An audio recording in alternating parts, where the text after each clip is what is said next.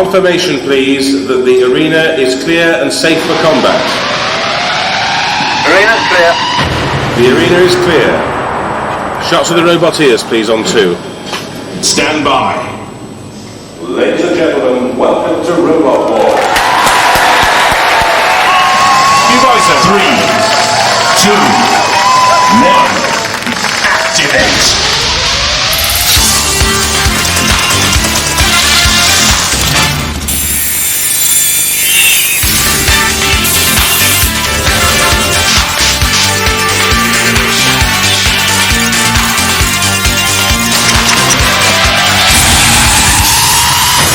Hello and welcome to the annihilation, the carnage, the total wanton destruction that is Robot Wars. Here for the first time in one package, we bring you the classic battles of the first TV series. The story of how Roadblock became Robot Wars champion. Exclusive behind-the-scenes action, real drama from the pits, and never-before-seen footage of the first Robot Wars conflict. Now, the sport of Robot Wars originated in America, but the first battles on British soil were witnessed here at this secret warehouse location.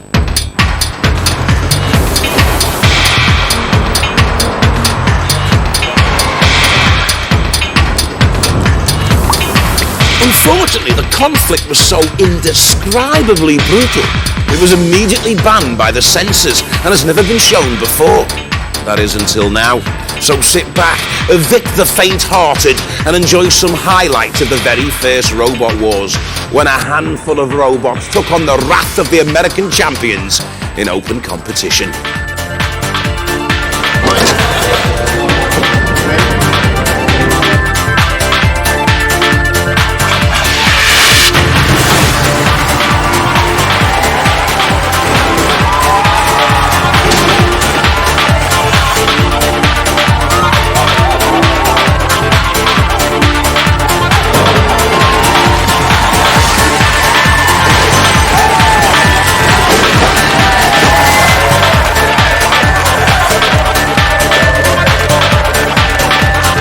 The British robots were severely punished by their American cousins.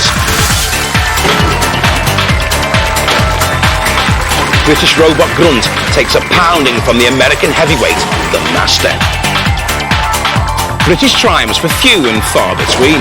This is America's La Machine, celebrating another victory over the Brits.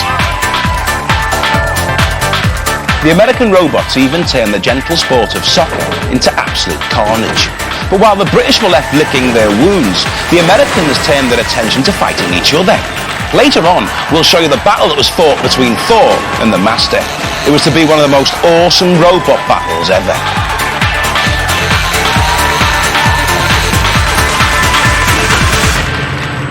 So there you have it. Of course, Robot Wars has since become a major phenomenon on British television. Over 5 million people witness robots locked in battle every week. The nation has been rocked by scenes of unparalleled violence. And the house robots have become household names. 36 teams face each other in the first series. 6 fought their way through to the final. This is their story. If you need a pillow to cower behind, get one now.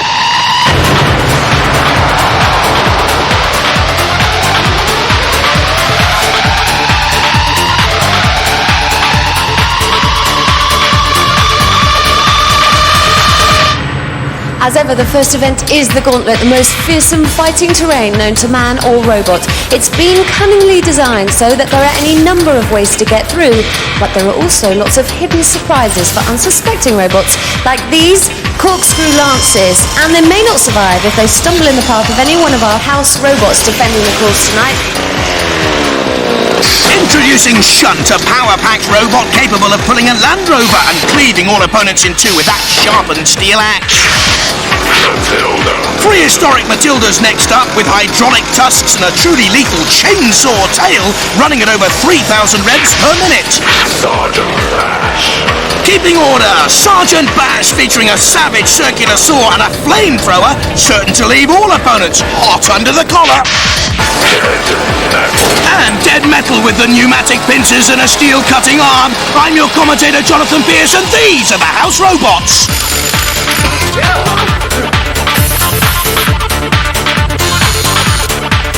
The job of building the house robots went to the BBC's famous visual effects department. We only had 6.5 weeks to build everything and design everything. We were up against building 4 fighting vehicle robots that were capable of taking part in these challenges and actually fighting against other robots and smashing bits off of them, and at the same time looking good as well. It was necessary to produce the sketches as quick as possible to get them approved, but quite in what direction it was going to head needed a little bit of thought about it. I think perhaps started with something like Matilda. It would be very much a sort of an organic type of looking robot. I sort of sculpted out of fiberglass, or sculpted out of clay, and made out of fiberglass. In fact, when we actually came to build Matilda, it took 4 attempts in the sculpt of the clay to get it right.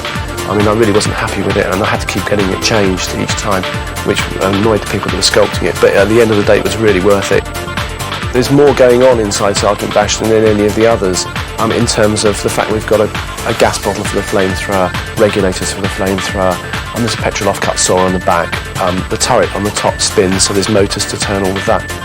Dead Metal, I felt it would be nice to design something that had sort of like grabbing jaws, a bit like a lobster. The jaws themselves are operated off air. There's 2 little air rams in each jaw. The jaws can grab something at the same time they can move the saw, the steel cutting saw, over the top to cut something up as well. Shunt was designed mainly in mind that it would be taking part in the sumo, so it was necessary to have that fairly low to the ground so people couldn't get in underneath it, and also for it to be fairly powerful as well. In terms of their actual sort of fighting element, I came down to sort of like a chainsaw and a steel offcut saw, the idea of a flamethrower as well, which wasn't very well appreciated in the early stages, but I always felt would work really well within the programme. There's quite a lot to do as far as setting up the controls, so it's a bit unpredictable at the moment. Yeah, it'll be ready, yeah. It's 24 hours in a day. Yes, we will be ready. We'll definitely be ready. I'm hoping to get going tonight, actually. There are 36 teams here, and over the coming week they're all going to be battling for a place in the final. These include some of the best technicians, engineers and radio control experts in Britain today. But even though there's only a few seconds to the first event, they're still making vital adjustments.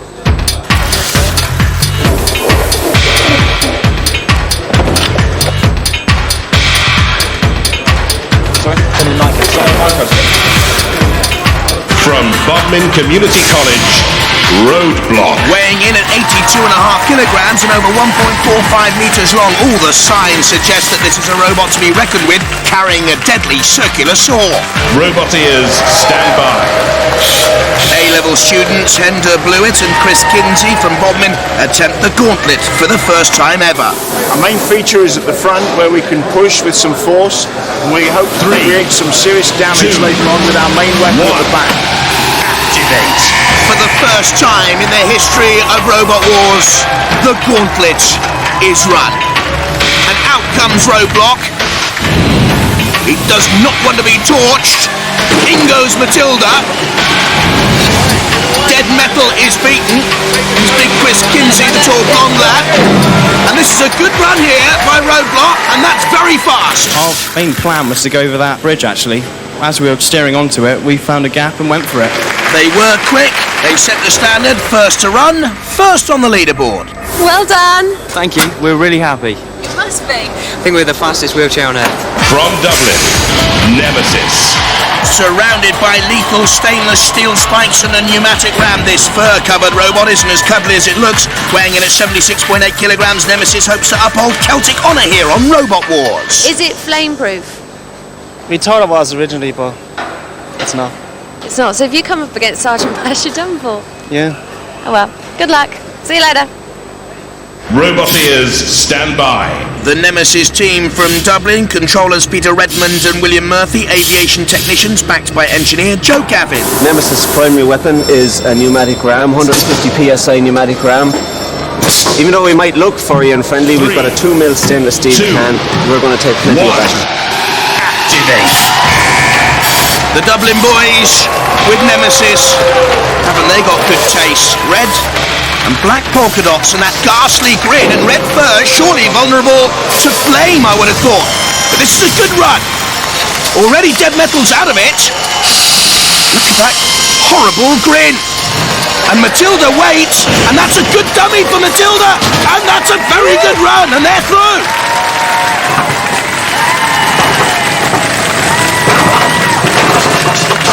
Are we allowed to see your robot with no clothes on? Oh yeah, he's not shy. Do you ever take your waistcoats off though? That's what I want to know. Oh, we had to wear them. The other two team members who couldn't make it made us wear them. The good thing is though, you avoided the flamethrower. That's the main thing, yeah. We weren't just a ball of flame down the course. From Maidstone, Kilotron. Don't let the lurid fluorescent paintwork fool you. Weighing in at 72.2 kilos, powered by two 24-volt wheelchair motors and featuring a mighty pickaxe, Kilotron bound to tickle his opponents more than pink. Robot ears, stand by. Last to go, Kilotron driver Richard Broad and the father and son team Abdul Degia on the left, Ian Degia on the right. Activate. The Barry team awaits nervously. They're vulnerable. Kilotron just has 2.93 meters to beat to eliminate Barry. It's done that with that awful fluorescent pink and the dreadful pickaxe. Drivers Abdul and Richard with that sort of weaponry and colouring. I'd go and see a psychiatrist if I was you. This is Kilotron, and this is why. Impaled on the pneumatic drill and stuck there on the side of the second ramp. Ooh, bashed with the torch as well. It's all going wrong. Onto my bed springs, and I can tell you they're painful. You won't beat springs with a pickaxe, boys. What are you doing? Stop. Deactivate robots. I enjoyed that, but I would have been better to get the other end. Yes, the boys with Kilotron last to taste the gauntlet are through.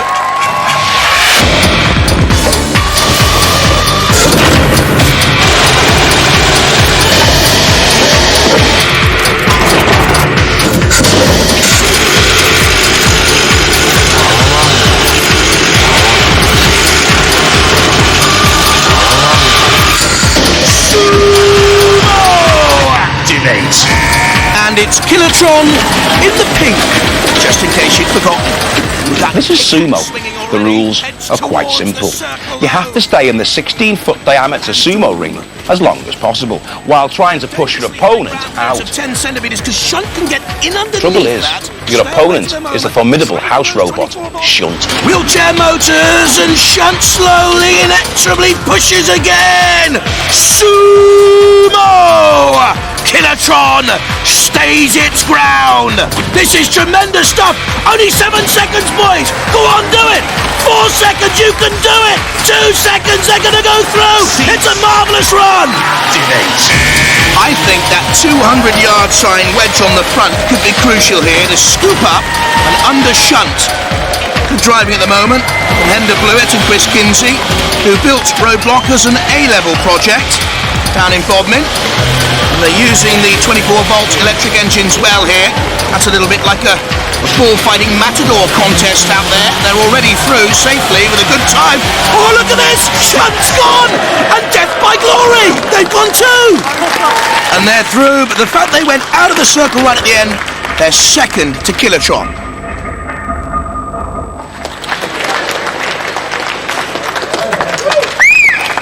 Victory over Shunt is enthusiastically received in the pits. Activate. Nemesis gives Shunt the eye and that evil grin. Those spikes look deadly as well. It's all about traction and torque.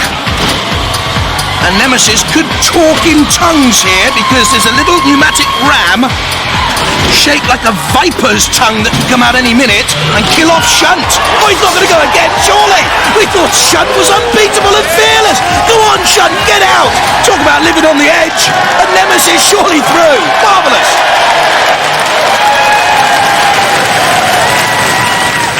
Your opponents for the semi-final, the Roadblock team. Hi. Trouble is, we just can't seem to make up our mind what blade to use.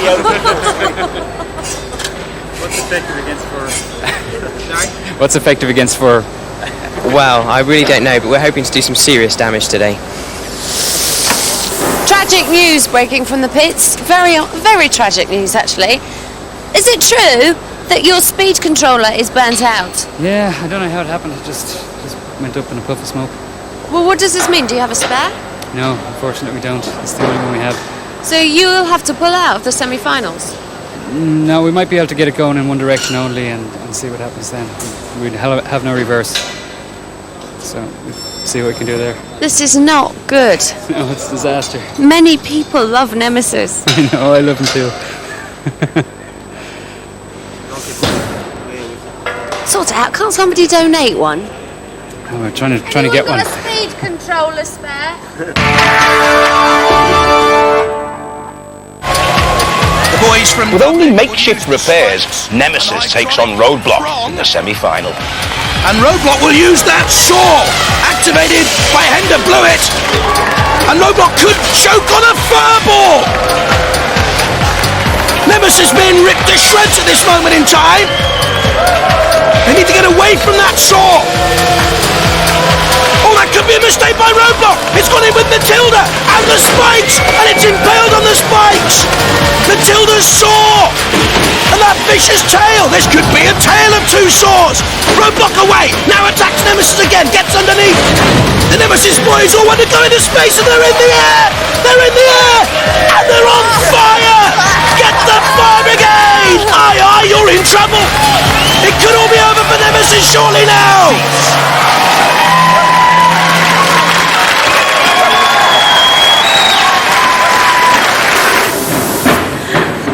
Whoa! This is complete carnage. Oh, well, we always knew that was going to happen. That was just for the fun, you know. For the fun, it was a massive amount of fun, but Lee's not even gone. I left. No, well, that's only cosmetic. He'll be back to fight again another day. You did very well, especially because of the technical difficulties. We couldn't go backwards at all, so we couldn't do spin to use our blades on the side properly, you know. And that's although we did tear a good few holes in them in the other guy. Look at that, look. Have you seen the damage? Have you seen the hole it's done to it? Look, it's only a bit of furnace damage. Have you seen the hole in that thing? Have we seen a hole in there? There. Ripped it to bits. Take us out, show us. Where's the hole? Where's the damage that used to stay? Wow, did that come from Nemesis? This is flat. This is so souvenir. Proof. That's about the extent of the damage that we received. Yeah. Proof that just because you look pretty doesn't mean you can't cause a lot of damage. Here, you've put something extra on the end of this. What? Those spikes weren't on there before. Well, it's one of our optional extras.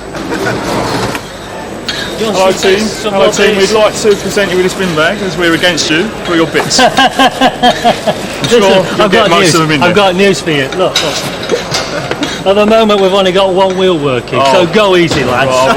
Just take it steady, you know what I mean? Okay. Pretty in pink, Kilotron takes on Shogun. Shogun running away at the moment. There's Yoda from Star Wars. I knew he was in that team. Kilotron looking the more aggressive with the pickaxe. Shogun trying to evade, but it's got to get out of that space. This is not good driving at the moment. They don't seem to be able to avoid Kilotron. He seems to be having something of a fit. Oh! Shogun is stuck on the grill! And Kilotron comes in for the kill! Bash! And again! Oh! And the sergeant's lost its saw! Whoops! Hey! Hi. Congratulations and commiserations, because it was a great show. That's what it's all about, isn't it? Just having a good time and doing your best. Have you enjoyed it? Yep. How come you ended up on the grill? We had problems with the motor. We had problems with the speed controller. We burnt one of them, we put another one in, they didn't match. Consequently, we didn't have the right hand turning capacity that we thought we had. They were just not matched. Such a disappointment because you were so close. And Kilotron got your only Achilles heel. Yeah, the wooden top. It was going to be metal. We didn't get time for the metal top. Well, it was a great show. Thank you very much. Thank you. Thanks. Outrageous damage has been done to the bottom end of Kilotron. Isn't it? So whether a piece has penetrated in some way, knocked a wire off. Do you think you can be ready for the final now? No trouble.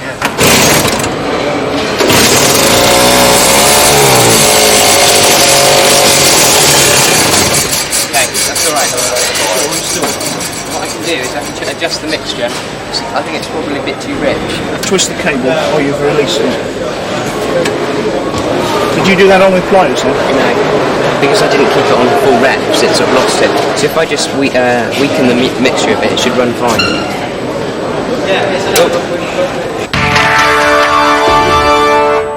Just a few seconds until you go on. How's it going? Well, everything seems to be working fine, and we're looking forward to getting out there. Tactics? Straight in, straight out. Kilotron, how's it going? Very well, very well. We just hope the batteries hold out and our tactics work out right. What are your tactics? Well, it depends what way they come at us, really. Activate. Kilotron against the battle-scarred roadblock. The pickaxe against the circular saw, and the pickaxe gets in first. The old polka dots of Nemesis on roadblock, a distant memory. But that scoop's so important again, getting in underneath Kilotron, and the Trojan team befuddled at the news, and in comes the sergeant with the torch. The roadblock boys controlling this final of the moment, and Kilotron's on the run. It's piggyback time. They're in and underneath Kilotron. It's only a question of time. They know it. Kilotron will be in for the big flip. They're gonna flip him. No, it's all over. Roadblock the winners.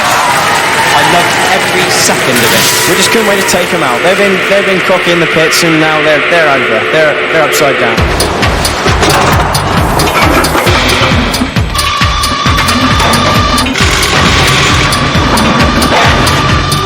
So, Roadblock books its place in the grand finals. And now, on to the next heat. From Mickfield near Stowmarket, Recycle. Completely recycled, cost less than £100 to build. Weighs in at 79.5 kilos, certain to give all opponents a licking with his pneumatically driven steel tongue, a reach of over 90 centimetres. From Cambridge University, Mortis. Carrying a deadly Japanese piercing blade and one of tonight's heaviest robots, weighs in at 78.4 kilos, designed around two 12-volt wheelchair motors, giving an optimum speed of 9 miles an hour. From Dartford Girls Grammar School, Detonator. This school-designed robot runs off a lawnmower engine and a 12-volt electric motor salvaged from a Vauxhall Cavalier.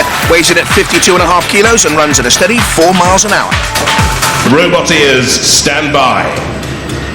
Pupils Vicky Allgood and Claire Greenaway, teacher David Crosby, they call themselves the Femme Fatale. This is our robot detonator. This is our light sensor, which is mainly for decoration, but it's also to confuse the opposition. And this is our rammer, which is our main weapon. Inside, we've got a petrol-driven lawnmower engine to drive us forwards, and at the back, we're going to have another engine to power us backwards. Poor old David looks about 74, 75, 76. He's a Star Trek fan. Beam him up, Scotty. Oh, no. Oh! That might actually have just thrust detonator free. Given a shunt now. Oh, no. But back onto the railings. I'll tell you what, David. Nuclear-driven, petrol-driven, electric-driven, doesn't matter. You're not going to get very far. Not now. Go on, girls! Stop and deactivate robots. Listen to that round of applause. That's fantastic. I could hardly bear to watch. I didn't want to watch at all. I didn't want to watch either, but I had to. Chris was just gone, go, we were like, go, and we just went. Driver, former TV presenter Rex Garrett and his engineer mate Simon West. It's called Recyclops because it's made entirely out of recycled materials from scrapyards. It has a quite lethal weapon which comes out and then flips up. A nice little turn of pace beyond the skittles. In comes Bash, and that's finger-licking hot stuff in there. All beyond Bash and shunt, and there's a lovely little bit of driving and crashes beyond the tilt and through.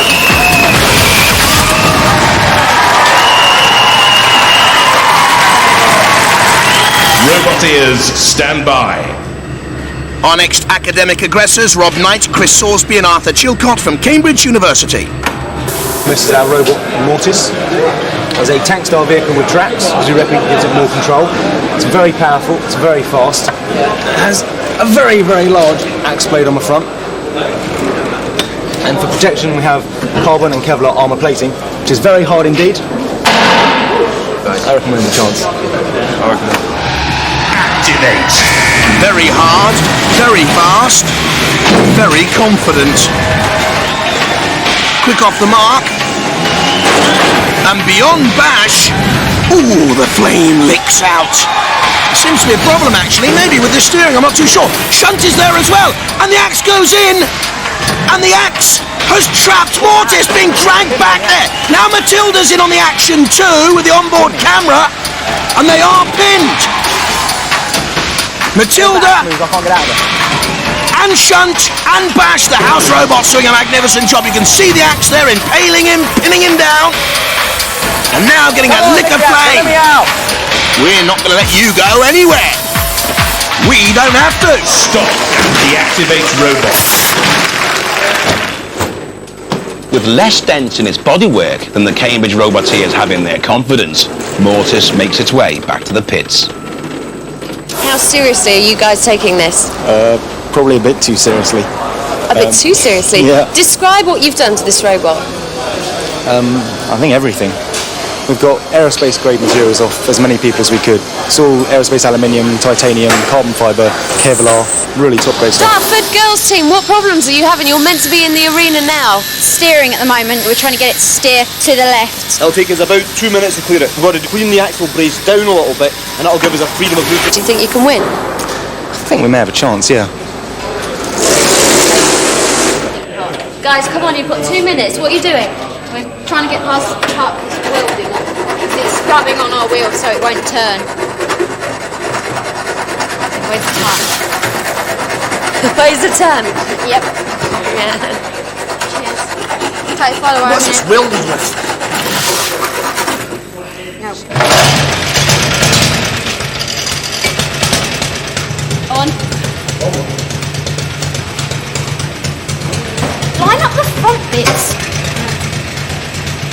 This bit has gone first. No, Roboteers, stand by. Activate. Let's see if the detonator repairs have worked. Well, it's slowly away. In fact, it's not even away. The girl's only 15, and detonator can't even move. Recyclops is pegged. Oh, what a run through by Mortis! And the boys from Jesus College, Cambridge are there already. That was stunning. Still detonator at the start. Poor old David Crosby in pain. Recyclops against Matilda. Matilda interfering with Recyclops. Ugh, what a dreadful thought. And still detonator right back at the start. David Crosby has had enough. He's gone. Now Scrapper making its move. Strangely backwards. And it's through backwards. Oh. Well, strange, but through nonetheless. Now Leebot takes on Shunt, and Recyclops by the pyramid is in problems here. Leebot being pushed all over the place, but making steady progress anyway. For its team, watching back in the pits, and slowly, and surely, the Woodlouse is through. But look at Matilda there, stopping the progress of all Recyclops. Until then, it's flipped. Well, he got underneath Matilda and flipped her over. She will not be pleased.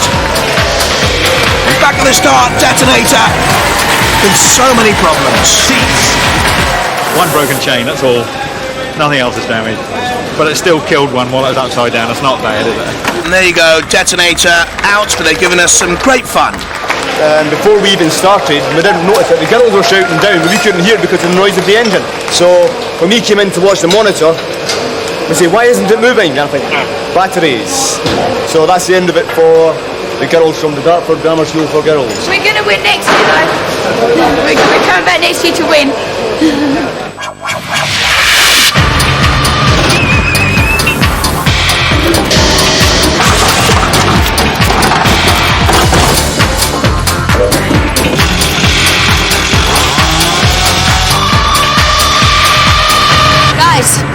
Rex, who do you not want? Look at you. You've got oil all over your glasses. You've got a cut on your nose. Look at the state of this man.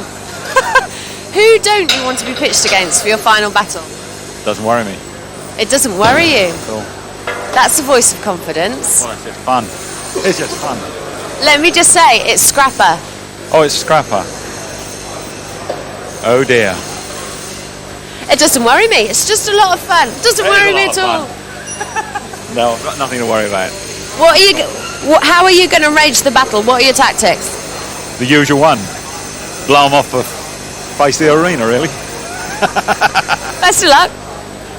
Robin and Chris of the Leebot team, do you know who you're up against yet? No, I don't. Who do you most fear? Mortis. Yeah. Mortis from the university. Mortis from Cambridge University, who actually are right next to you. I've got a bit of bad news for you guys. You're up against Mortis. Great. What do you think is going to happen? Get creamed.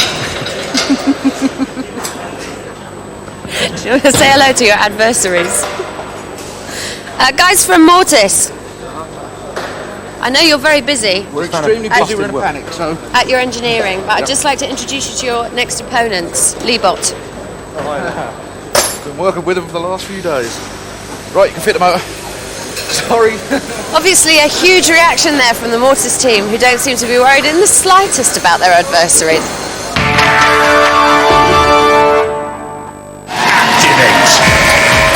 You stick your tongue out at me and I'll wink at you. Ooh, very nice indeed as the two robots come together. Manoeuvring for position at the moment. Don't go broadside on! Oh no, you shouldn't have done that. Broadside and the tongue came out. What happened, guys? My words, he was very good. He was very good. I mean, he just tipped us straight over. I mean, it was good to watch. So you've sustained damage? Oh, not a lot. Nothing what can't be put right with a big hammer. So it all works. We found we cracked one of the welds this morning and we bust the ship on my motor again. So we had to weld it instead of pinning it now. My motor's just been bodged on and remounted and it's never tested as per normal. So We finished about 35 seconds ago. You finished about 35 seconds ago. Okay. Bye. Good luck.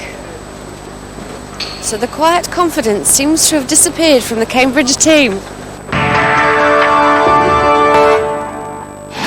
Leebot with the angle grinder at the rear and the Lance with the screw drill and ramming blades to cut and slice, and Mortis with that piercing Japanese blade.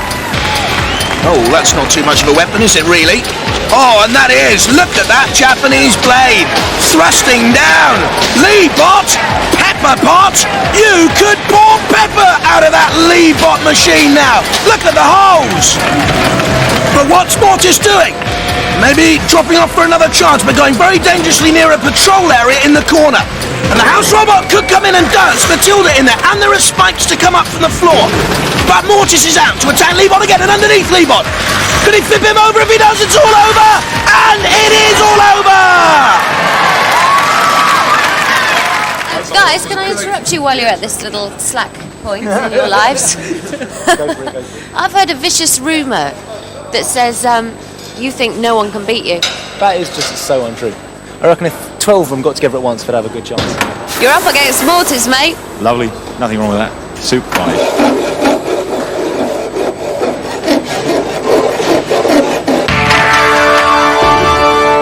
You may be thinking you already know which one's going to win, but here on Robot Wars, the lesson we've learned is that nothing is certain.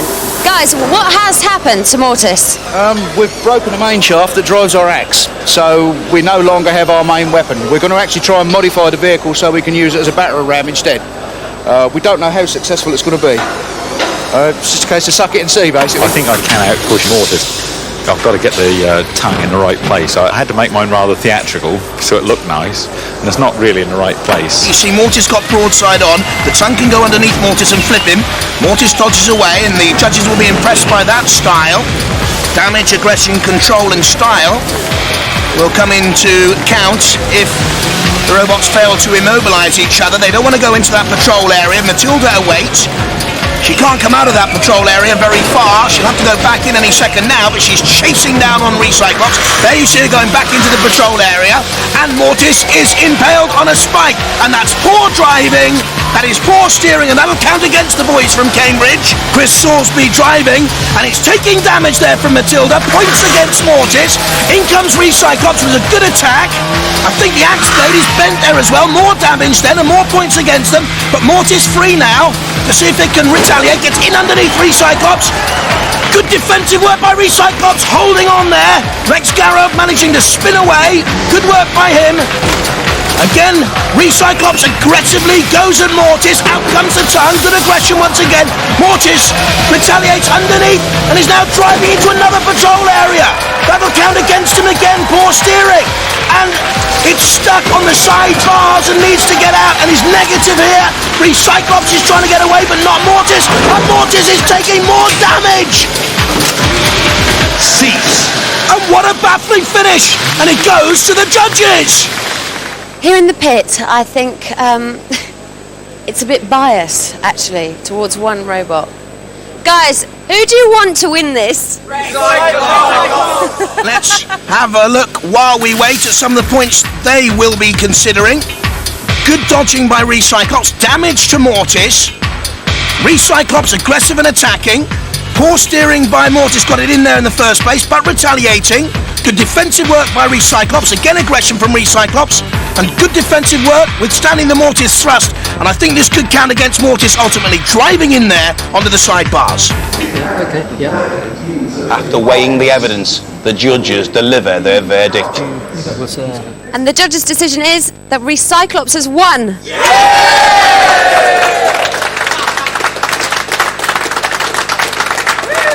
Guys, well done, you gave him a good licking. Well, not a really fair licking, really. I'd have preferred to tip them over, but that's the way it goes. It's been a popular decision in here. Oh, Look, yes. you've got a standing ovation. Look at this. Well, that's good. Congratulations. When we first considered the kind of design of the set for Robot Wars, we decided against too dark a grungy look. We also kept well away from sci-fi as a kind of theme, and we didn't go too far down that kind of sci-fi route and make it too futuristic, because again, that would really have been doing Robot Wars a disservice. Robot Wars is a sport for today, not the sport of tomorrow. The first thing was to create a look. I designed most of it in metal, lots of scrap metal. I went to a scrap yard, and they provided a lot of the props and a lot of the scenery. The scrapyard in particular is used a lot in the film and television industry. They provide a lot of things for Star Wars and Judge Dredd, that type of movie. So I knew I was on for a winner. I was looking for things that were very striking, and that's why we used the neon signs and a lot of neon, because it works very well on camera. And beyond that, trying to create some sculptures in scrap metal. The rest of it was designed around a metal look, very industrial and sturdy.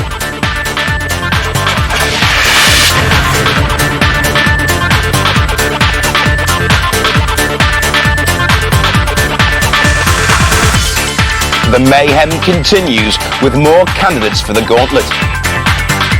From Borden in Hampshire, Blunderbird 1. Powered by a custom-built 12-volt engine, Blunderbird 1 worships Jerry Anderson, travels at 7 miles an hour and carries a lethal array of interchangeable weapons pods, a deadly design. We are the International Rec Crew. This is the Blunderbird 1. We've built the system around separate weapons pods. The first one has a battering ram with a laser-guided sight. The second pod has a circular saw which will flip out like this when it's operational and do some nice chopping up. We intend to kick some butt with this, and be afraid, there's a plunderstorm coming. Roboteers, stand by. The Blunderbird 1 team, Mike Onslow, John Dilley and Brian Kilburn, whose ambition it is to meet the rock band Aerosmith. Activate. And certainly the best-dressed gentleman on Robot Wars get us off and underway with Blunderbird 1. The weaponry could be deadly, but not against Shunt. On the grill, stuck against the pyramid. And they'll need some work to get out of there. Hello, Blunderbird team. Sorry, they're not very talkative. Mike, will you talk to me about your weaponry? I want to know what a fixed beam laser guided spike is. Well, it's a bit of serious business, and we're going to do some serious damage with it. Because we're serious people. And we're going to kick some butt. Oh, well, good luck with that then. At the moment, Blunderbird. 1, 2, in, out, in, out. And Blunderbird is being hacked and is on the rack. And deactivate robots from Nuneaton, Dreadnought. The fiberglass protected Dreadnought runs off a 12-volt starter motor salvaged from a Morris Marina at 5 miles an hour. Not the fastest robot in the field, but certainly the heaviest, weighing in at 92.6 kilos. Activate. And the Dreadnought's greatest asset here, driven by the brothers-in-law Ken and David, could be its weight. It looks like a big slug. Our team is Blade Runner, this is our machine Dreadnought. It's a heavyweight robot, and our feature of attack is these forks at the front here, which are operated like this. There's the strength of that Morris starter motor engine. Takes on dead metal. Now it needs a kick of pace. Stuck there, and the house robots close in. Good run! They're through all the way! Oh, but hang on a minute, what's this?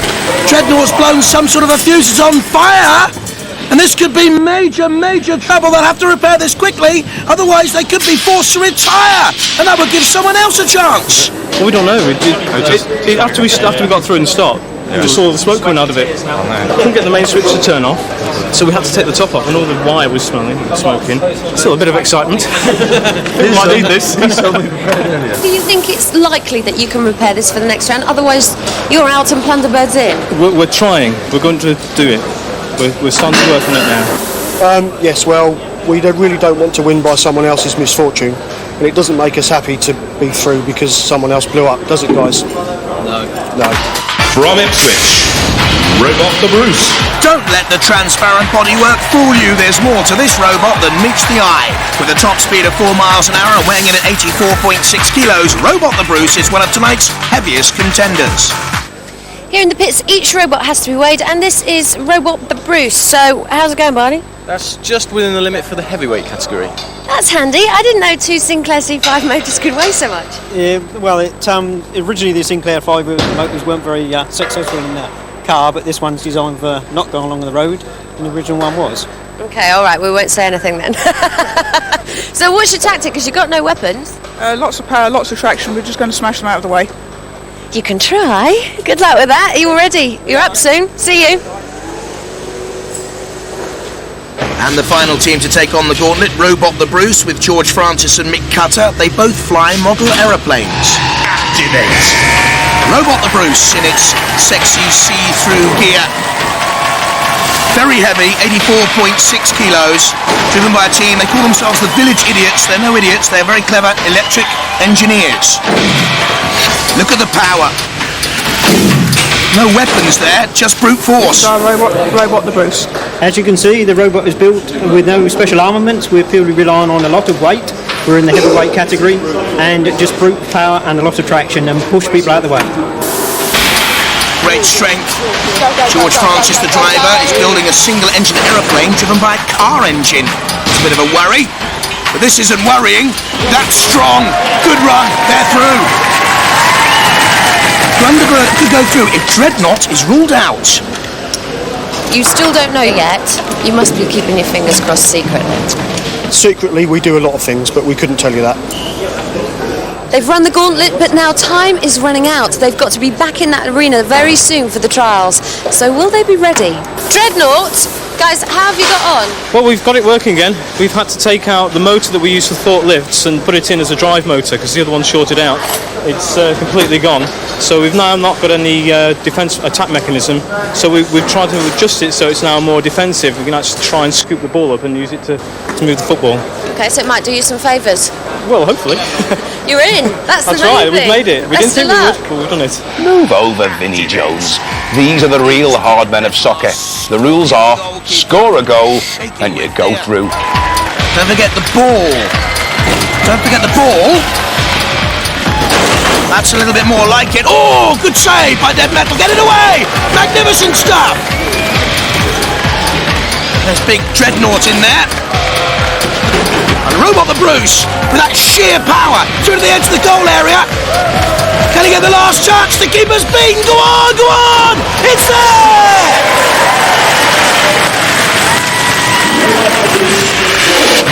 Look at that! Get out out of the way, Dreadnought. What is Dreadnought doing? I think Dreadnought's a bit of a goal hanger here.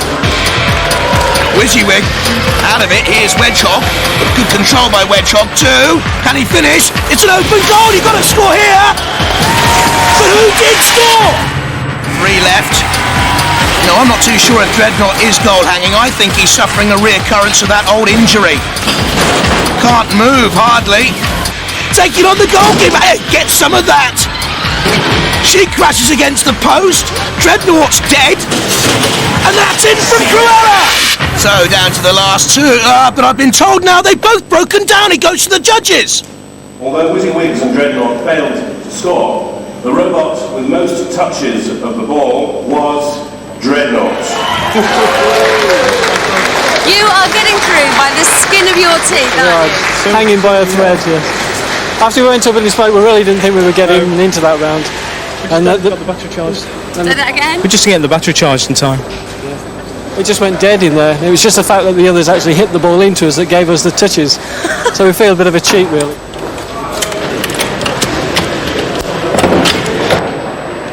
Dreadnought is dismantled yet again. Will they be ready in time for the semi-final? Guys, the clock is ticking here. This is your only chance to stay in. How are you doing? I think we might have a successful test in 5 minutes, maybe. Okay, we'll keep our eye out and I won't disturb you anymore. Dreadnought lives to fight again, if it can be put back together again in time. Fingers crossed that the motor will keep its cool.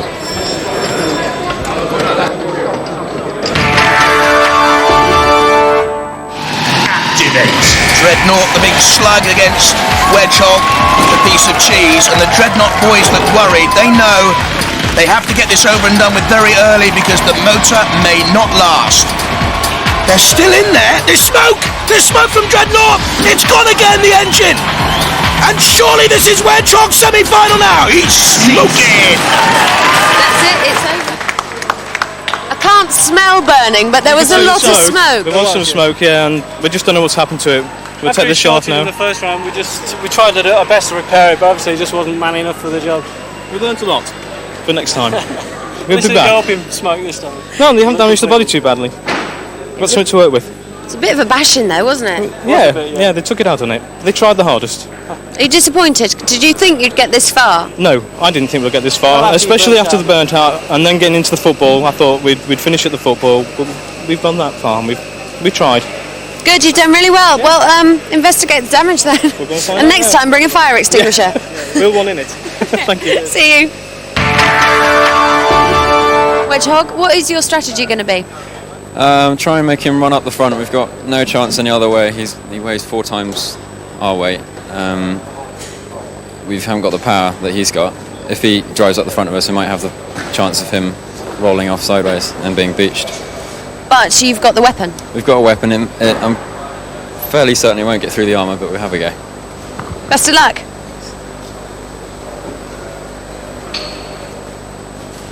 Now, let me guess, favourites for the event. You're just going to ram them all the way and hope you'll get through like that. That's right, yeah. They're quite a bit lighter than we are, so hopefully we can just get on apart and not get tipped over and just push them out of the way. Fantastic thing is, this strategy is working, isn't it? Are you nervous at all? A little bit. I didn't do too well against the last wedge one. It took a bit of doing. So I'm not sure. We'll see. Thing is, you are likely to get flipped over, aren't you? That's right, yes. I'll see if I can push the side of him. Okay, best of luck. Go for it. Cheers. Activate. Robot the Bruce with George Francis and Mick Cutter against Wedgehog with Chris Placer and Hugo Elias. Sheer brute force against the toothpick. It could all be over very, very quickly. He's on the grill. I don't think he's going to get out of there. Are you sure, taking on a grill with that thing? And the house robots are closing in for the kill as well. The sergeant with the circular saw. Shunt is in there too. There's the saw blade. I don't think they're going to get out. Matilda's in, looking for a few scraps, as usual. Shunt takes on Robot the Bruce, but I think it's too little too late. Robot the Bruce is the winner!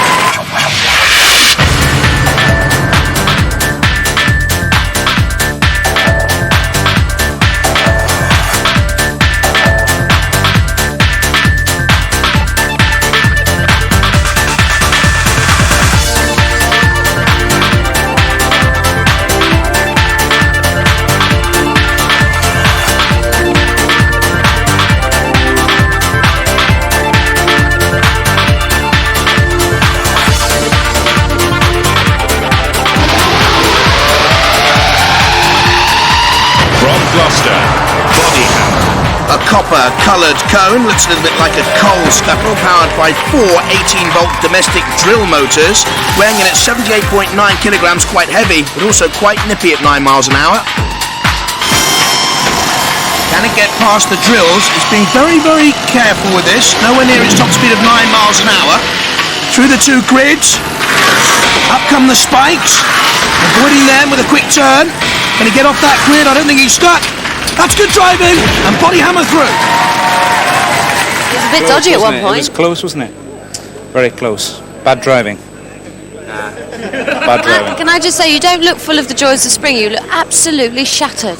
Oh, it was the modifications sort of to the vehicle. It's hard.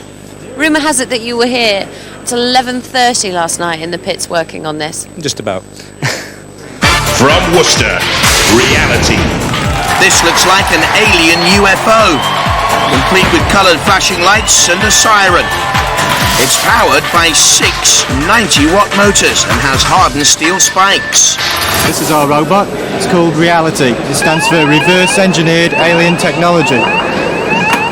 Got a bit of a major problem here. What's your major problem? You did very well, didn't you? The wheel has snapped off, and we've got to look at the gearbox, and we might have to send for a replacement shaft from the makers of the motor.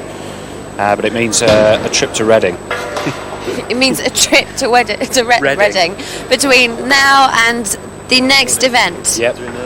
Okay, well, you haven't got long, have you? No, a few hours. I'll just remind you of the obvious. I'm so kind. Oh, good luck, guys, because you're doing really well. We can run on 4. It is possible to run on 4, but it's going to be a bit of a problem. And we're going to lose a lot of power. It's Matilda's ours next time. It's power that we need, and I think they overheard us saying we were going to go for Matilda. That's what we did, but unfortunately they got there first. Who did this to you? Matilda. She was in the passageway waiting for me. Yeah, so we were trying to... Yeah, she was in the passageway waiting for me, but I went head up straight at her. But she had the advantage of being there already. But next time, in open combat, I'd have her any day. I keep advising people not to combat directly with our house robots. We've got to. Does anyone ever listen to me? Nope, no one ever listens to a thing I say. Good luck, how are you feeling? Quietly confident. Quietly confident, okay, that's good news. Okay, reality team, are you prepared? We are, yeah. Yep. We're against the 37 kilo deficit. Yeah, we've got a bit of a weight difference, but we should be all right. Okay. We hope the judges take it into account, that's all. Yeah, right. Hope the opposition take it into account. Activate. So, which will become our 5th robot through to the grand final by winning here now? Matilda in on Body Hammer. Body Hammer spinning away from Matilda, who looks even more ugly tonight. And thrusting Reality against that spike. Turning nimbly away from Matilda, who does have Reality. She looks grumpy. I think she's suffering from PMT. Pre-mechanical tension, of course. Tries to get back off the Body Hammer. And Body Hammer's on the grill. Come on, the Reality boys, get in there, that's what they're saying. Matilda's already there. Body Hammer on the grill. Hold the torch, though, for the Reality team. In it comes with the prongs. No, you don't take on shunt, you take on Body Hammer. Body Hammer's off that grill, given a little bit of a shunt of assistance. There's Reality, too dangerously near the side ropes. Up on the side, it's all over for the Reality boys. And Body Hammer will be the winners.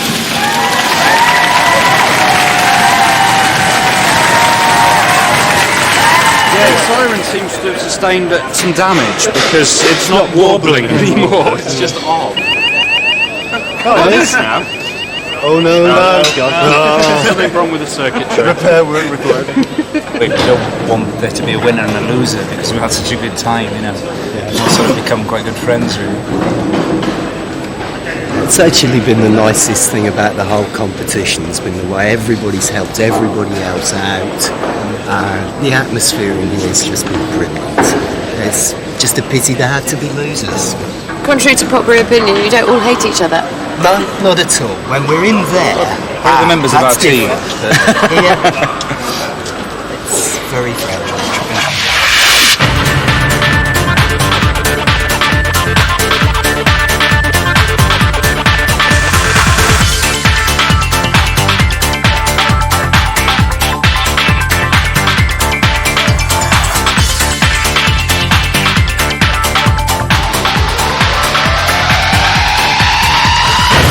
Edward VI Grammar School, Tracy.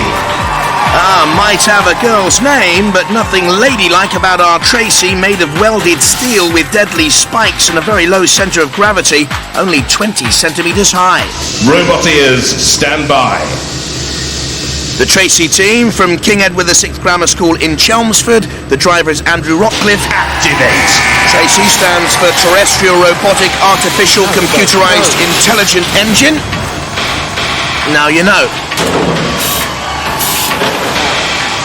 Away from Bash, slowly, very slowly.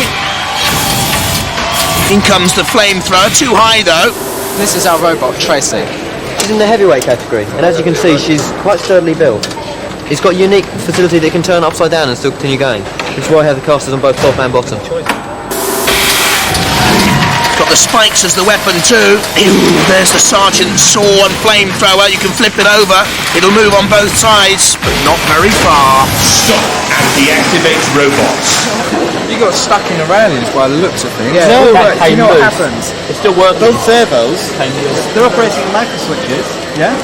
And the control hole's got caught underneath the micro switches and jammed, so it couldn't move. It still works. A little micro switch, micro surgery for Tracy, and all should be well. The chances of that happening are like millions and one. low.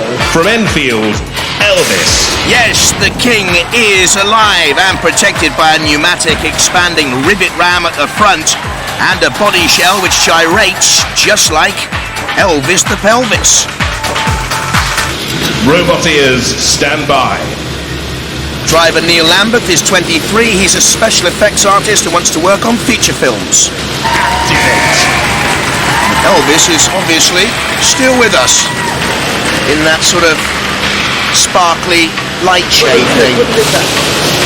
Already stuck though.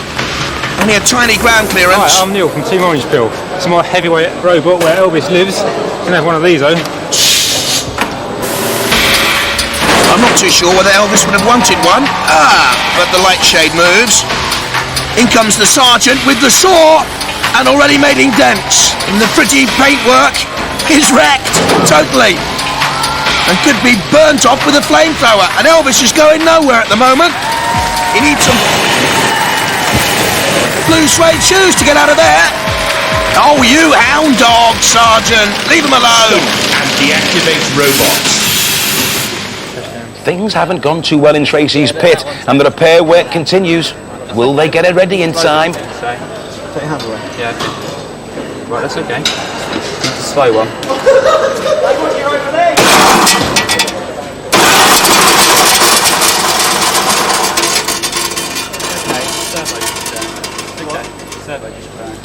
Dramatic news just breaking here in the pit. It turns out that Tracy is having terrible technical problems with speed control. It may well be that Elvis is not dead yet. What was the results of that test, guys? We don't know, really. We know that the motors work, but we need to try it with the controller now. So yes, Elvis might live. If you are back in the running, which you're obviously furiously preparing for, how do you think? How do you think you'll do in the next event? Well, we're going to win, aren't we? We nearly won the last one. It was close, we nearly got there. But, I'm sure this time it'll be a bit of a whitewash, won't it? We'll walk for it. And is this the first injury I can see here on your finger? Oh, no, I've done this on the first day, actually. Ankle grinding my finger. You've angle grinded your finger. Such is the technical expertise. This is good for the remote control, you see. All these controls are for this finger. Which is now So you'll be operating with an injury? No. Hey, good luck, guys. Hey, what's happened to Tracy? Because you don't look like you're in a go mode, and it's not long till you're on. We've tried all day, and it's just not ready, but we're going to give it a go. When you say not ready, what does that mean? We need more power, and we just can't find any more power, so it's going to be very slow. So we just have to hope that they're gentle with us. The house robots are never gentle. You should know that by now. No, can we not bribe them? They're not susceptible to bribery either. Oh, listen, good luck. I hope it works. We'll need it. You've done so much work on it. Yeah, it's the lads that I feel sorry for because they're going to be so disappointed. But we'll give it a go. Okay. Good luck. Thanks. The king is dead. Obviously, I've damaged my paintwork there. It was so beautiful as well, wasn't it? Best part of it, though, wasn't it? Spent hours doing that. 2, 1. Activate. Don't forget, Tracy could be flipped up and over and still survive. I'm not too sure whether the Team Scimitar Prince of Darkness boys can do just that. Oh, look at that! Already a puncture! In comes the spike like a dagger to the heart of the Prince of Darkness boys. Prince of Darkness and Tracy dancing together. Sounds like some awful disco scene. In comes another dagger! Another puncture! And surely that will immobilise Prince of Darkness. It's held now, pinned in by those sharp prongs. There's the punctured tyre. Very, very close towards the grid at the top of your picture. They wouldn't get out from there. I don't think they're going to escape anyway. Almost up and almost over. The Tracy boys pinning back the Prince of Darkness team. In comes the Sergeant and Dead Metal and Matilda. They sense the kill. It's almost all over, in like vultures. Oh dear, unfair play surely.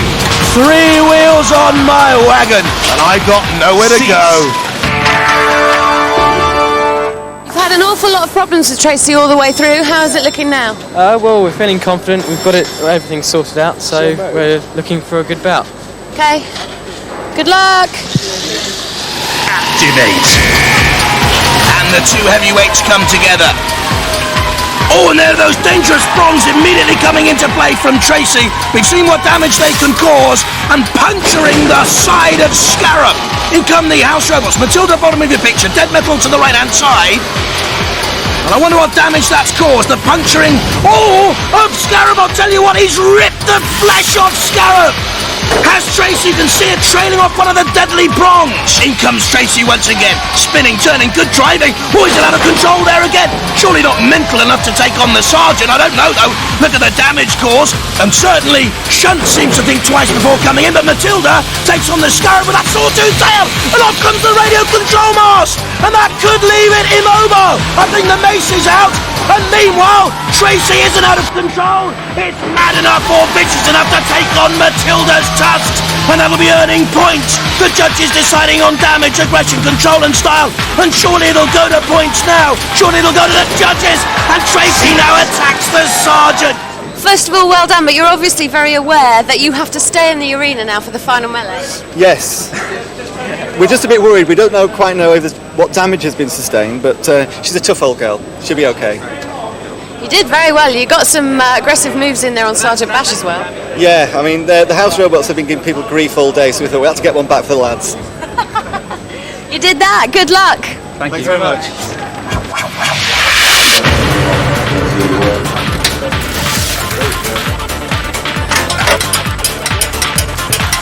It's like you're under the Archer's garage. Where'd you buy this one, Go? The tension is becoming unbearable as the robots are made ready for the grand final to determine who will become the first British Robot Wars Series champion. Even the house robots are receiving last-minute attention to ensure that they are at their destructive best.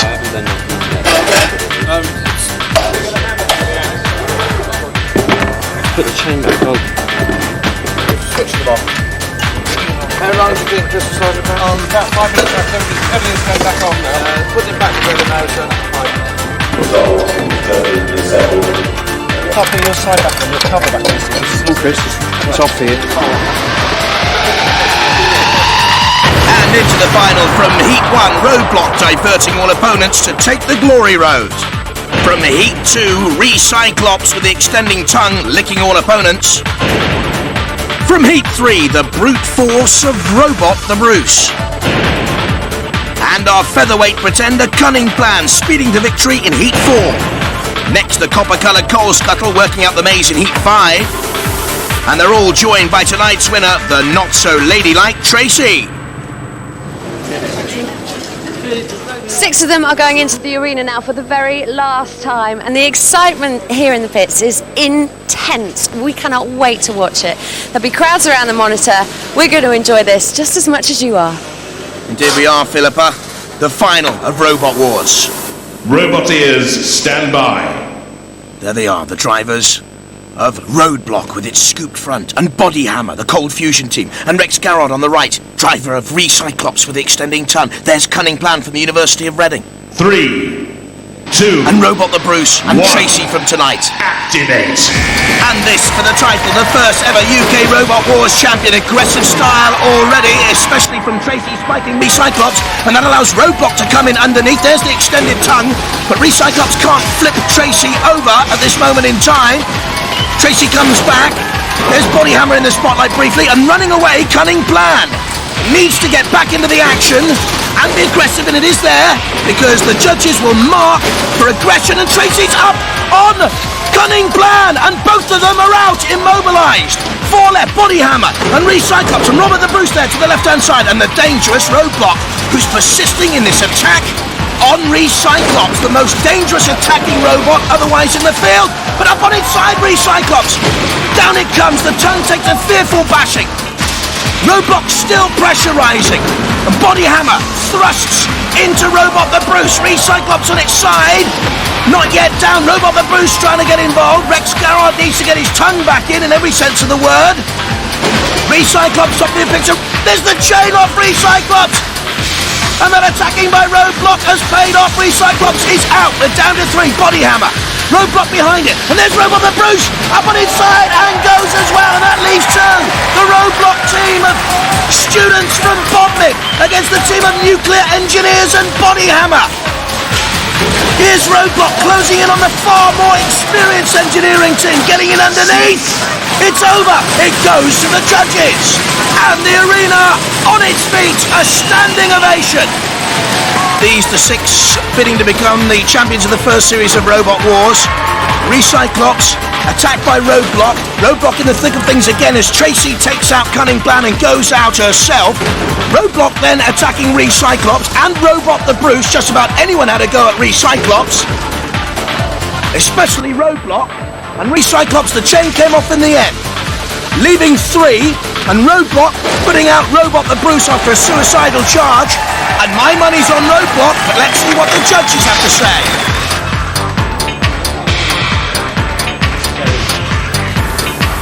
The judges take their time coming to their momentous decision. Who is to be the champion? The whole arena and the teams in the pits await the verdict with bated breath. It's the Roadblock team of Hender Blewett, Peter Kinsey and Chris Kinsey from Bodmin Community College. Well done, lads.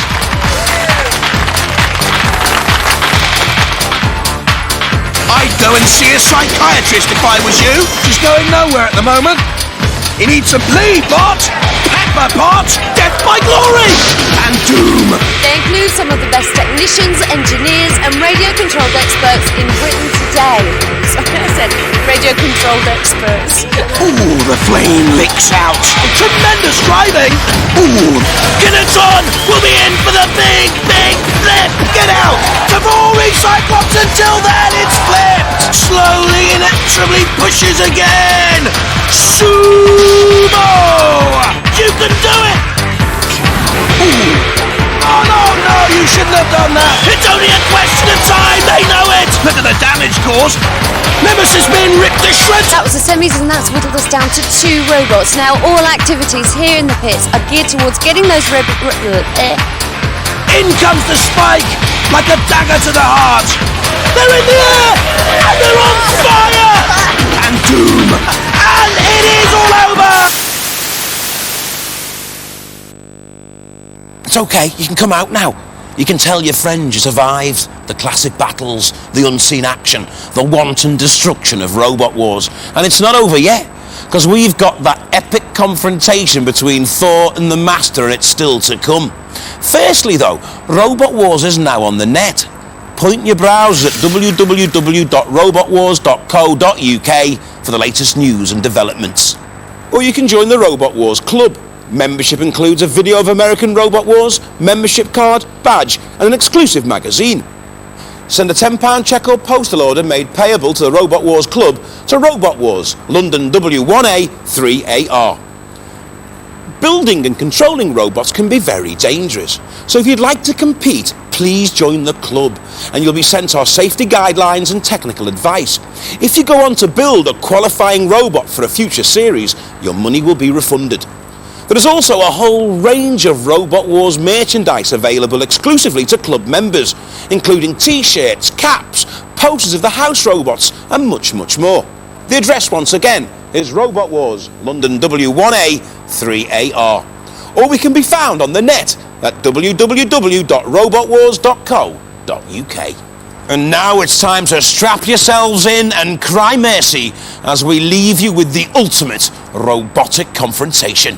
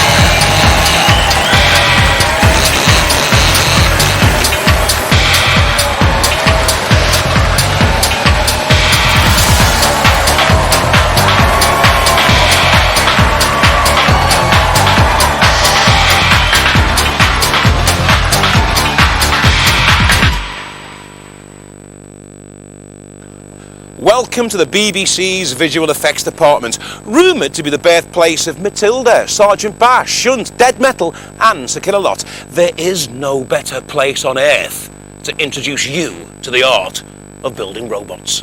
Come with me.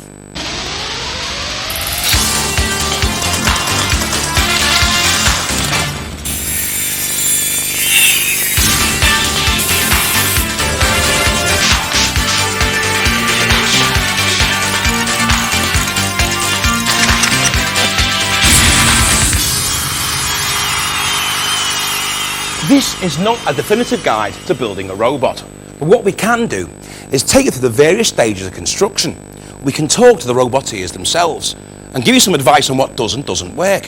For instance, cornflake packets, notoriously bad robots. Okay, you want to build a robot, what do you have to do?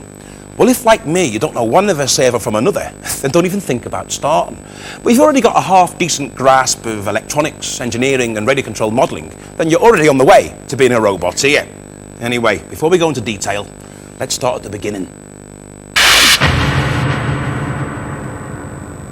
Well, we all know what robots look like in science fiction films. We've all seen My Mate Crichton, for instance. But in terms of Robot Wars, what do we actually mean by a robot? Well, a robot can be anything. I mean, basically, this is a radio-controlled fighting vehicle specifically built for Robot Wars. It can be autonomous. It depends what skills you have, what facilities you have to build it. How long would something like that take to build in? Well, you can build something like this within a week, but a week to 3 months is about average. And how much would it cost? Well, again, if you're very good at scavenging, you go around scrapyards, you can pick up things like this for next to nothing. You could probably build one for £100, £150. Well, yeah, one of them. There's lots of different weights, isn't there? What are the categories? Well, the ones we mostly use on television are the heavyweights because they look the biggest, they're the best, they crash heavier together. But we actually recognise 4 of them. There's the featherweights, lightweights, middleweights, and the heavyweights. Now, you can actually do quite a lot with the featherweights. In fact, here's one we made earlier. Oh, one we made earlier. This is Demolisher. Now, Demolisher is the reigning current UK featherweight champion. All it is really is one of these radio-controlled cars. With a sort of metal skin? Yep. How much would it cost to build that then? 50 quid. 50 quid. Not bad. Money well spent. Well, Robot Wars is all about creativity, ingenuity and teamwork. It's not about chopping your fingers off. So put your chainsaw down and listen up. Very dangerous work, building robots. I've had many close escapes, but good safety goggles, good hearing protection, and we're still here. Number one thing is to remember all the time safety.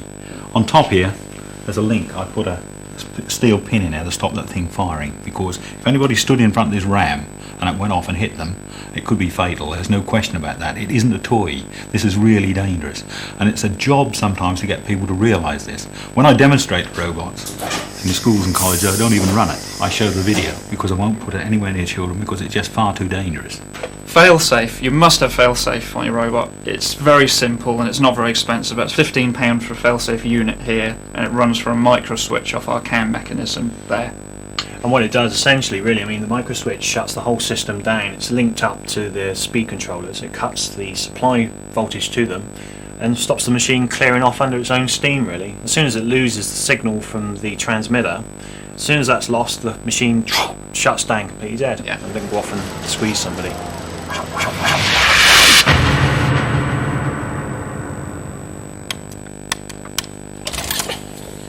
Rules and regulations. Rules and regulations govern every aspect of Robot Wars. Many of them are concerned with health and safety issues.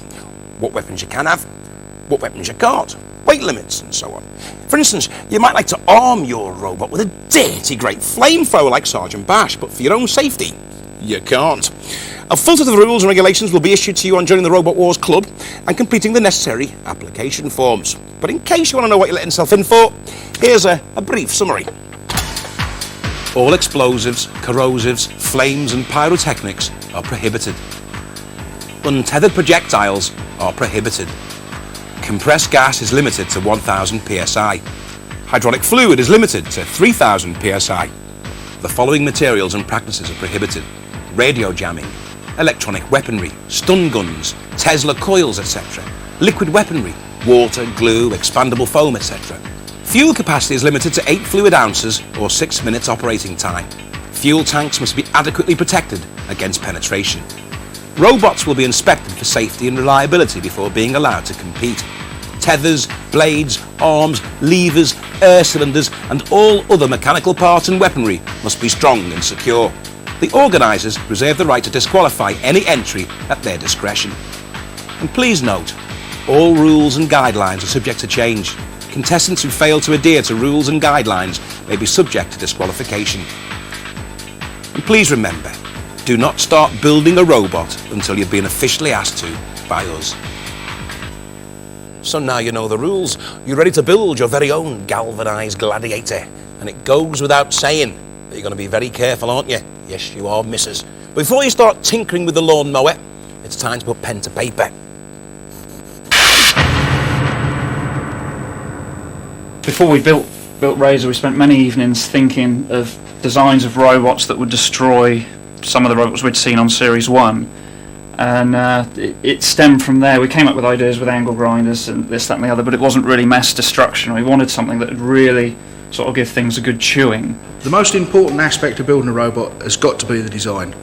Mortis has taken approximately 3,000 hours in total, 1,000 of which was on the design stage. It's desperately important that everything works right first time when you're in competition. The first thing we did was build a really rough prototype, and that was made out of a plywood sheet with the motors and wheels fixed on. And because before you can actually start to draw anything, you have to know the parameters of what you want to work to. The materials we used all the way through, we went out and searched the catalogues for most suppliers for materials that were available and then designed around what was available. So again, we've had to put a lot of thought into the overall design. It's okay to think, well, you'll draw it from square one, but in my experience of making prototypes, which I actually make for a living, I find that you really must make a real rough mock-up for a start. That's my opinion anyway. We really redesigned the weapon first and then thought, well, how could we mobilise it? I think that's the key point, isn't it, really, is that most people tend to think of the robots, when observed, that make them mobile chassis first, and then, if there's enough weight left, stick a weapon on of some description. But the way we worked it was really the weapon was first, and then think about mobilising it in a way. So really, if we'd have thought about it in any other way, Razor couldn't have come about, because it was just too much of a... It would just been too heavy. Of course, you might have designed a future Robot Wars champion on paper, but a basic understanding of radio control technology is essential if you're going to bring it to life. Now, don't get me wrong, autonomous robots capable of doing their own dirty work are allowed on Robot Wars, but for the moment, let's stick with one of these. Now look, I know these robots are remote controlled, and I've heard everything about transmitters and frequencies and crystals, but talk to me as if I'm an idiot. Treat me as if I'm absolutely ignorant, for the benefit of our viewers at home, of course, and tell me what it all means. Well, basically, this is the radio transmitter, which transmits a signal to the receiver, which then drives the robot. This runs on 40 megahertz. At the back of it, it has an interchangeable crystal. This thing. Now, when you get your rules and regulations, it does specify in there that you bring spare ones of these so you don't clash with other robot frequencies. And where can you buy all this stuff? These are available at most good hobby shops. You can buy them. They range in price from around £100 to £150. Of course, radio control gear is pretty useless unless you've got something to actually control. And that something is obviously your robot.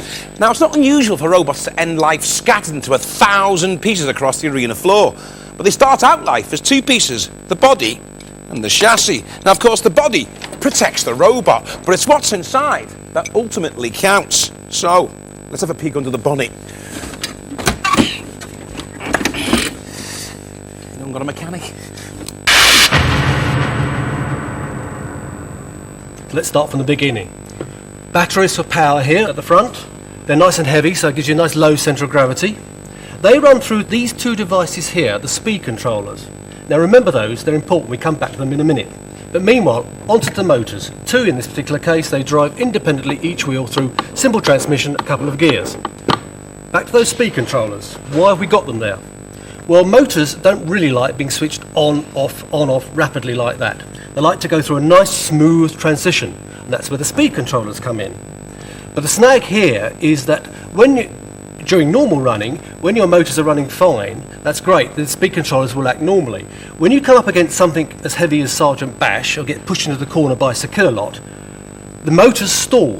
When they stall, they start dragging power from the batteries through the speed controllers get hot. Now, where you bought your radio gear from your local hobby store, you probably saw things like this. These are little speed controllers. Now, they're excellent in their own right, as long as they're running something like a model racing car like this. They're no good for running a robot. Here, size is important. You need something like this. Yeah, with the choice of speed controllers, really, it's basing it on what power the motors are. So with a car starter motor, you're going to need a huge amount of power. With the caddy motors, it only requires about, say, 100 amps max. Now, there's a bit of a thing with this. Don't go using the radio controlled car ones because they're just not up to it. If you didn't have speed controllers, you just have switches, and your motors would be going flat out, so the thing would only go in a dead straight line. It would be impossible to turn it other than very sharp, probably 90-degree or sharper turns than that. Also, you wouldn't be able to slow down and approach something at a steady speed. I mean, like I say, they're actually rated to 100 amps. On the continuous is about 50 amps, which is about half of that. The motors actually show 23 amps. So as you can see, it's got 23, 50 and 100 max. So that way we know it's not going to burn out, you know it's going to go. And they still do get hot. These speed controllers still need a fan. There's a little cooling fan there. They definitely need that to keep all the heat out of them. And we've run it without it, and they've still got hot. So even though those numbers look good, in the real world, they still are straining. Right, next we go to propulsion. There are two main methods of propulsion. One, the IC engine, or to the layman, the petrol engine. Two, the electric motor. Both excellent, depends on the type of robot you're going to build. There's hundreds and hundreds of different motors available from different sources. If you go to scrapyards, you can find things like this, which is a motorcycle starter motor. Very, very powerful, extremely difficult to reverse. Best avoided. Same thing comes with this. This is a car starter motor, extremely powerful. Again, you'd need to build a gearbox to make your robot go backwards. This is a marine 12-volt DC motor, very, very useful for driving weapons.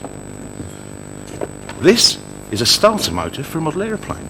Take the drive off, use it on your robot. Quite good, quite cheap. The most popular at the moment is this one, the fabulous C5 motor. Smooth, inexpensive, and very efficient. This is one of our motors. It's actually the Axe motor. It's a 900 watt compound series wound motor, whatever that means. I don't know anything about electronics. I don't claim to know anything about electronics. It's very heavy. It's also very old. It weighs about 6.5 kilograms, which is at least 2.5 kilograms more than the motors that everybody else seems to be using. But they're also more powerful, so it swings and roundabouts. You gain sometimes, you lose sometimes. This is the power motor, the drive motor. It's a lovely motor. Why mine has got a lot of power is the fact that I cheat a little bit, because this is a 12-volt motor and I run it on 24 volts, but it's pulsed, so it doesn't overheat the motor. It would after, say, 10 minutes or a quarter of an hour, but as the bouts are only up to 5 minutes long, it doesn't have time to get hot. We chose electric motors for this robot as the weapon and the chassis just was so heavy. We had no other option. We could have used hydraulic motors. We could have used petrol or something like that, but we managed to do it with 12-volt motors with 24 volts. And seeing as the pump motor really was going to generate its power from electric, it might as well tie it all up. Why have two systems? Why have petrol? Why have electric? You're going to have to carry two lots of fuel in that way, aren't we?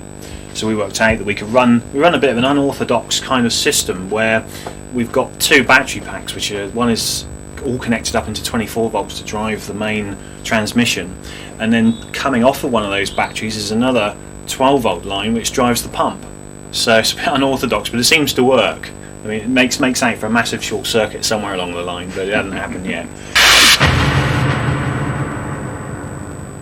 Assuming you're using electric motors, there's really only two types of batteries available to you. One is NiCads. Now these will be in your radio transmitters and receivers anyway, but they're only really suitable for running the feather and lightweights. If you want a middle and heavy, you need lead acid batteries. Right, now these are special lead acid batteries. They contain no liquid. The advantage of this is when you bang into things like that, there can be no leakage. They come in various sizes, obviously. From this size, much smaller, much bigger. We use 6 small 5 amp hour batteries on our robot. We could use a much larger one that we've got over here, which is what most teams seem to use. But the thing about using a big battery like this is a 30 amp hour battery. Our 6 small ones are 5 amp hour, so the output's exactly the same. But we can choose where we put these because they're such small batteries. This is the type of battery we went for, which is a sealed lead acid battery that runs golf caddies, trolleys, wheelchairs, all that sort of thing. Be surprised how many amps one of these things will knock out. The batteries are those red things in there. Now, a bit special, they're aircraft starter batteries. Now they've got a very, very low internal resistance. That means I can dump a lot of current out there in a hurry. That gives you increased acceleration. They're a bit expensive, but they are the bee's knees. If you get good batteries, then they're going to give you good capacity. So don't go and do like I did in the first place, which was to go down the tip and try and get these batteries cheap, because the thing, it just isn't worth it, because the capacity has totally gone out of them. You might as well buy them. They're only about sort of 30 quid or something like that, and you're going to get the run time out of them and everything. The thing's going to go definitely for about 8 minutes. It's going to be loads of power, and it's just going to be fine. They're going to charge up. They're not going to get hot. We actually had one the other day that was, it looked fine, but internally it just got really hot and it was rubbish. The machine sort of had about half the capability, didn't it? Yeah, so battery choice is really important. What about bodywork? What would you recommend? Although metal may seem the logical choice, in fact there's the old traditional material wood. Now wood does have a lot of advantage actually. It's easier to work, It's easy to cut and saw, probably easier than metal. And in actual fact, if your opponent's got a circular saw, you can actually jam the circular saw with wood, which you wouldn't perhaps with metal. There's another material as well. And this is the ubiquitous fiberglass. There are other similar materials like Kevlar as well. Now, this can be moulded. You use a resin to actually make it into the fixed shape. You can, if you've got a complex design you want to do, an animal or something like that, this is probably the only way you can actually do it, mould into shape. Okay, so you've got your bodywork, you've got it in shape, you've got it looking how you want. What about the aesthetics? So you're going to paint it? What's best? Well, as an engineer, if you see a very nicely finished piece of metal, it excites us, but visually effective robots is what we're looking for. They've got to be nicely decorated, attractive, and look really mean. Well, a bit like me, really. So, the chassis is nice and strong, the motor's up and running, it looks beautiful, but what about the cutting edge? What about the weapons? Well, I suppose we can say there's really 4 different types of weaponry that's used on robots. There's spikes and things that we're going to prod, and they can either be fixed to the robot or they can go on things like pneumatic rams like this. You've got lifting devices, and the idea there, they can ideally get under an opponent and flip them over. You've got pickaxes, which can swing over and impale themselves onto the opponent. And of course you've got the rotating devices, circular saws and chainsaws. Probably the most famous component of Mortis is the axe, which everybody loves to see. It was a very difficult thing to design and build. This is actually our 3rd attempt at making it work right. When you attack, I can just put the front down into the ground. That's the lowest point on the machine. It will actually plane the surface off the boards we fight on. And when in that attack mode, I can actually fire this ram by pressing this button. There's a very, very slight delay, but it's really powerful. That's about, I expect about a 50th of what it will go. I daren't unrestrict it, because if it flew up without a load on it, it would destroy itself. On Razor we have a weapon of mass destruction. It was designed to look good and function. It's got 9 tons of squeezing ability. We can drive in underneath opponents and literally crush them. It's fantastic. It runs on 3000 psi of hydraulic oil and 9 tons out of the ram on a 3-to-1 ratio. This is an ordinary soda stream bottle. It powered a very successful robot, the bucket on Behemoth. Simple device. This car starter motor drove a flywheel. Attached to the flywheel, a pickaxe. Very successful Kilotron. There are other devices you can use, particularly hydraulics, but complicated, need to be very skilled, best avoided by the amateur. There are other things you can use, really the choice is yours. Well, your weapons are attached, your robot's looking mighty mean, but it's no good having a decent robot unless you've got a decent robot driver. Derek, what makes a good robot driver? Well, believe it or not, the simplest thing, practice. I mean, people build beautiful robots, but without practice, they don't drive them properly. I've got a lot of experience on driving radio-controlled cars, racing them around, but these big robots, they respond in a very different way. And if you can, just get out and practice, because these things will turn on the spot, they'll spin, go backwards in no time, and it feels very, very different. So just practice, big time. The number 1 tip, as far as I'm concerned, as a workplace where you build a robot, has got to be really comfortable. It wants to be well lit, well heated, radio so you can play some good music, because that's got to compete with a nice warm lounge and a nice fire and a television set. And not only has it got to compete, it's got to win. One of the major pitfalls on Robot Wars is the weight. You really have to watch the weight as you design your robot. Otherwise you're going to rob certain areas of their capabilities. Yeah, weigh your components first, otherwise you'll have a box on wheels with a spike screwed on the front. There's one part of robot building that's more important than anything else, and it can be summed up in one word: planning. Nothing else matters. Plan everything before you commit yourself to spending money, making parts, because you'll find very, very quickly that you can get into a muddle and spend a lot of money that will just go straight down the drain because you won't be using half the parts. If you want your robot to do well at Robot Wars, design the weapon first. Have the weapon take precedence over everything else. The weapon is the main thing. That's going to be doing all the business. Then put the drives on it. And if it's really good, you're going to win the Best Design Award. Yes. Well, that's almost all we've got time for. Hopefully this step-by-step guide to building your own metal monster has set you well and truly on the road to becoming a roboteer. But before we go, and in traditional school teacher style, here's a brief summary. No talking at the back. Firstly, join the Robot Wars Club to receive necessary application forms, technical advice, health and safety guidelines, and rules and regulations. Secondly, before you start juggling with chainsaws and welding scrap metal together, give a lot of thought to the type of robot you want to build, talk it through with your teammates, and then design your robot on paper. Next, start collecting the necessary components: radio control gear, batteries, speed controllers, motors, armour and weapons. Use your initiative, scour scrapyards, salvage materials, and generally scavenge. If you want to build a heavyweight robot, don't rely on off-the-shelf components normally used in radio control modelling. Then start building your robot safely and carefully. If you're uncertain about some aspect of designing, constructing and operating a robot, don't even start. And if you're under the age of 18, you must involve a responsible adult. Finally, once your robot is up and running, practice, practice, practice. Driving skills are very often forgotten, but are essential for victory in Robot Wars. So there you have it, an introduction to the noble sport of Robot Wars. If this A to Z of do's and don'ts to building your own mechanised warrior has inspired you, then hey, why not give it a go? If you're interested in becoming part of one of the world's fastest growing sports, then you must first join the Robot Wars Club. Membership includes a club magazine, badge, video and an application form for entry into the world of competitive robot combat. Complete and return this form and you will also be sent technical advice, rules and regulations. Send a £10 cheque or postal order made payable to the Robot Wars Club to Robot Wars, London W1A 3AR, or you can join the club via our website. Point your browsers towards www.robotwars.co.uk.